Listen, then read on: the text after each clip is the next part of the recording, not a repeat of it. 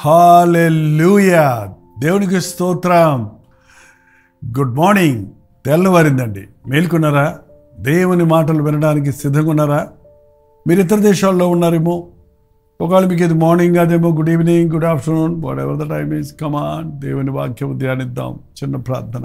పరిశుద్ధుల నీకు వందనములయ్యా, ఈరోజు మాతో ఏం మాట్లాడతావో అనే ఆశతో నీ సన్నిధిలో చేరి వస్తుండగా మా గురించే నువ్వు మాట్లాడతావని, మా అవసరతే తీరుస్తావని, మా కొరకే నీవు ఉన్నావన్నది మేము నమ్ముటకు, నీ మాటలు వినటం ద్వారా ఆధ్యాత్మికంగా బలపడుటకు మాకు సహాయం ఇచ్చేవి.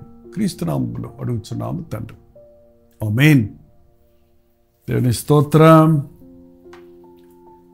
బైబిల్ చదువుకున్నారా? ప్రార్థన చేసుకున్నారా? వ్యక్తిగతంగా దేవునితో సహవాసం చేయటం అభ్యాసం చేసుకోండి. బైబిల్ చదువుతున్నప్పుడు దేవుడు మీతో మాట్లాడతాడు, ప్రార్థన చేస్తున్నప్పుడు మీరు దేవునితో మాట్లాడుకుంటారు. దేవునితో అన్యోన్య సహవాసం కలిగి ఉండటం జరుగుతుంది. కీర్తన 22:10 చదువుతున్నాను, వినండి. గర్భవాసినైనది మొదలుకొని నాకు ఆధారము నీవే, నా తల్లి నన్ను కన్నది మొదలుకొని నా దేవుడవు నీవే. మనందరం ఈ మాట చెప్పొచ్చండి. గర్భవాసినైనది మొదలుకొని నా ఆధారము నీవే. గర్భవాసి, గర్భములో మనం పిండముగా ఉన్నప్పుడే మనల్ని చూస్తున్నాడు ప్రభు. పిండముగా ఉన్నప్పుడే నీ కన్నులు నన్ను చూచినవి అని మళ్ళీ అన్నాడు ఈ దావీదు. నీ కనులకు ఏది మరుగైనది కాదు. తల్లి గర్భములో బిడ్డకు ఎముకలు ఎలాగూ ఎదుగుచున్నవో ఎవరికి తెలియదు, ఎలాగూ బిడ్డ రూపించబడుతున్నారో ఎవరికి తెలియదు. దేవుని గర్భఫలము యెహోవా ఇచ్చు బహుమానము, కుమారులు ఆయన అనుగ్రహించు స్వాస్థ్యం. గర్భవాసిన మొదలుకొని నేను నాకు ఆధారము నీవే. ఆధారం ఏంటండి? మనందరం ఎవరి మీదనో ఒకరి మీద ఆధారపడి బ్రతుకుతున్నాం. కొంతమంది జీవితకాలం అంతా అలాగే బ్రతుకుతారు. చిన్న బిడ్డలు తల్లిదండ్రుల మీద ఆధారపడే బ్రతుకుతారు. వాళ్ళకి ఏం తెలియదు కదా, తల్లి పాలు పట్టించాలి, తల్లే మొయ్యాలి, తల్లే అన్నీ చేయాలి. కొంచెం ఎదిగొచ్చాక ఆ తండ్రి స్కూల్లో జాయిన్ చేయాలి, ఫీజులు కట్టాలి.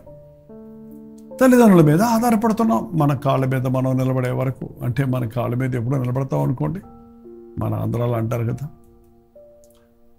మన కాళ్ళ మీదే మనం నిలబడాలంటే ఇంకొకరి మీద ఆధారపడకుండా మన సంపాదన మనం సంపాదించుకొని మన ఖర్చులు మనం మనల్ని భరించుకోవాలి అన్నది.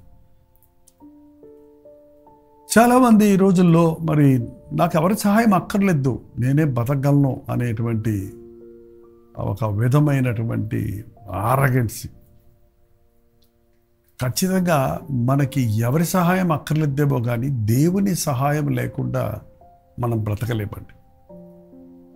ఇది గ్రహించిన వాడు నిజమైనటువంటి జ్ఞాని. నా ఆధారము నా ప్రభువే.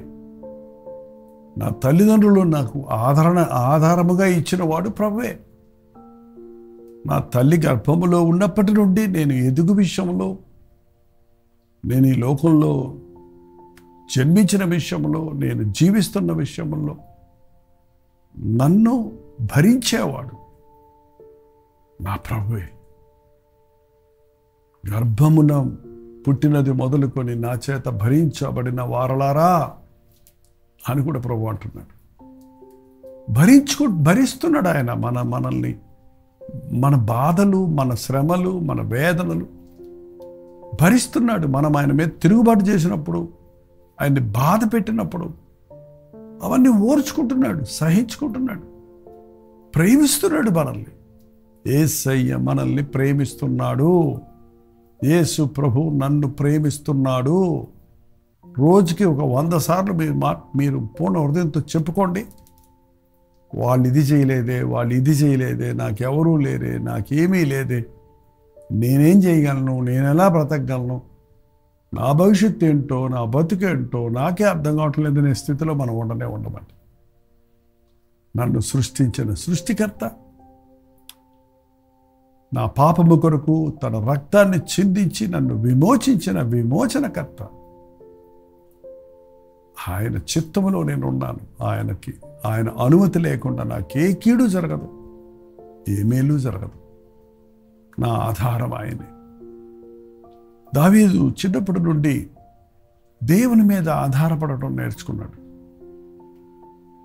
వాళ్ళ ఇంట్లో కనిష్ఠుడిగా ఉన్నాడు, కొంచెం అందరి చేత తృణీకరించబడిన వాడిగా ఉన్నాడు, నిర్లక్ష్యపరచబడిన వాడిగా ఉన్నాడు.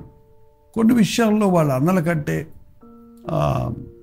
ఆ దేహ దారుణ్యములో కానీ ఆ యొక్క వాళ్ళంతా కమాండర్స్ మిలిటరీలో ఉన్నారు, చాలా దృఢకాయలు. కానీ దావీదుకి తన బలహీనతలు ఎన్నున్నాయో చూసుకుంటున్నప్పుడు నన్ను బలపరిచేవాడు నా ప్రభువే అని దేవుని మీద ఆధారపడ్డాడు. మనం ఇతరులతో కంపేర్ చేసుకుంటున్నప్పుడు అండి చాలాసార్లు మనం పనికిరాము అనుకుంటాం, మనల్ని మనమే కించపరుచుకుంటాం, ఒక విధమైన స్వీయ పరితాపానికి చోటిస్తాం. అక్కర్లా. అలాంటి ఆలోచనలు నిన్ను కృంగదీస్తాయి, నిన్ను డిప్రెషన్లో నడిపిస్తాయి, నువ్వేమీ సాధించలేని వారిగా మిగులుస్తాయి. నేను భరించేవాడు నా ప్రభు, నా ఆధారం నా ప్రభువే. నా తల్లిదండ్రులు కాదు, నా అన్నదమ్ములు కాదు, లోకం కాదు, ప్రభుత్వాలు కాదు. ఏ మనుష్యుడు నాకే సహాయము చేయలేడు, నా దేవుని సహాయం లేకపోతే అన్నది మన మనసులో రూఢిగా విశ్వసిస్తే మనకున్న సగం సమస్యలు తీరిపోతాయండి. దేవుని మీద ఆధారపడటం నేర్చుకుందాం, ఆయన మీద ఆధారపడదాం. ఎవని మనస్సు నీ మీద ఆనుకొనును వాడిని పూర్ణ శాంతమగల వానిగా నీవు కాపాడుదువు. దేవుని మీద మన మనస్సును ఆనుకున్నప్పుడు మనం చూడండి, కొంచెం కళ్ళు తిరిగినప్పుడు, పడిపోతున్నప్పుడు ఏ గోడను ఆసరా చేసుకొని గోడకు ఆనుకుంటాం, అమ్మయ్య అంటాం, కింద పడకుండా దాన్ని పట్టుకుంటాం, దాని మీద ఆధారపడతాం.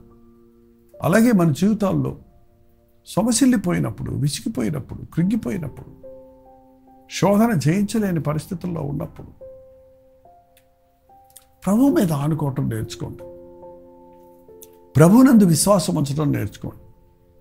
నాకు ప్రభు ఉన్నాడు అని ఆయనతో మన బాధ చెప్పుకొని ఆయన సన్నిధిలో కనిపెట్టడం నేర్చుకుంటే నూతన బలం పొందుకుంటామండి.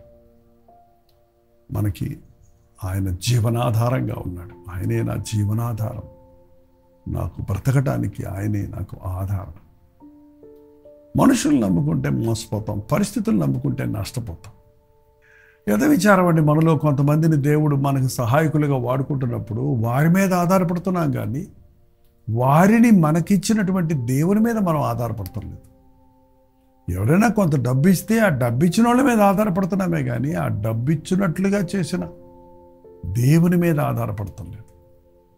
దేవుడు మనకి ఏదన్నా ఆశీర్వాదం ఇస్తే ఆశీర్వాదాలు పట్టుకొని వాటి మీద వేలాడుతున్నామే కానీ ఆశీర్వదించే ప్రభువును పట్టుకోవటం లేదు. ఆగిపోతాయండి. ఈ లోకంలో మనుషుల సహాయం ఆగిపోతుంది, పరిస్థితుల సహాయం ఆగిపోతుంది, పరిస్థితులు తారుమారవుతున్నాయి. మన భవిష్యత్తు గురించి మనమే కంగారు పడతాం ఎందుకండి? దేవునికి తెలియదా? ఒకటి నీ జీవితంలో ఆపు చేశాడంటే దేవుడు అంతకంటే మరొకటి నీకు ఇవ్వాలని ఆశపడుతున్నాడేమో. నీవు దేవుని మీదనే ఆధారపడితే ఒక తలుపు మూస్తే మరో తలుపు తెరిచేవాడుగా ఉన్నాడు.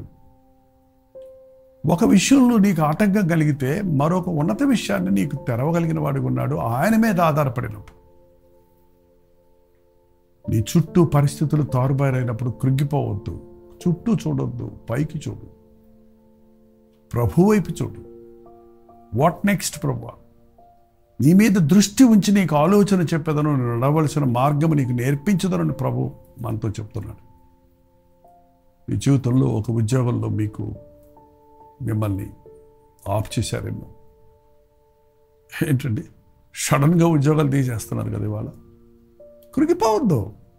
ఆ కంపెనీ మీద కాదు నువ్వు ఆధారపడింది, ఆ బాస్ మీద కాదు ఆధారపడింది. మన పరమ తండ్రి నిన్ను మరువడు. నీకు మరొకటి సిద్ధపరచకుండా నీ దగ్గర ఉన్నది తీయడు. నమ్మండి.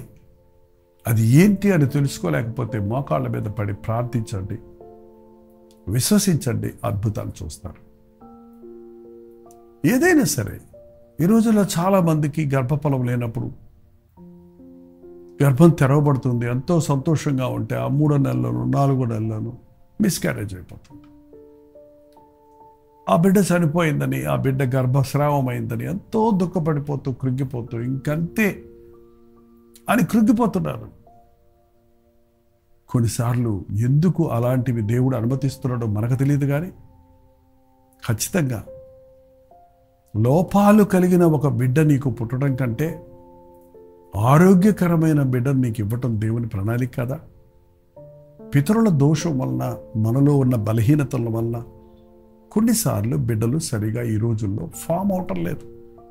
స్కానింగ్ రిపోర్ట్స్లో చెప్తూనే ఉన్నారు. ఆ బిడ్డను ఎలాగోలాగా మనం ఆ బిడ్డ మీదే ఆధారపడుతున్నామే కానీ బిడ్డనిచ్చిన దేవుని మీద ఆధారపడటం లేదు. కనుక స్వస్థతలు కలగటం లేదు, అద్భుతాలు జరగటం లేదు. పోగొట్టుకున్న వాటికి 2 అంతల ప్రతిఫలాన్ని పొందటం లేదు. యోబు భక్తుడు దేని మీద ఆధారపడ్డాడు? తన డబ్బు మీద, తన 10 మంది బిడ్డల మీద, తన యొక్క పేరు ప్రఖ్యాతుల మీద కాదు. అవన్నీ ఇచ్చిన దేవుని మీద ఆధారపడ్డాడు. అవన్నీ పోయినా కూడా దేవుణ్ణి పట్టుకునే ఉన్నాడు. దేవుణ్ణి పట్టుకునే ఉన్నాడు. ఆయనకే మొరపెట్టుకున్నాడు. 2 అంతల దీవెన పొందాడు. ఏది మీ జీవితంలో పోగొట్టుకున్నారు?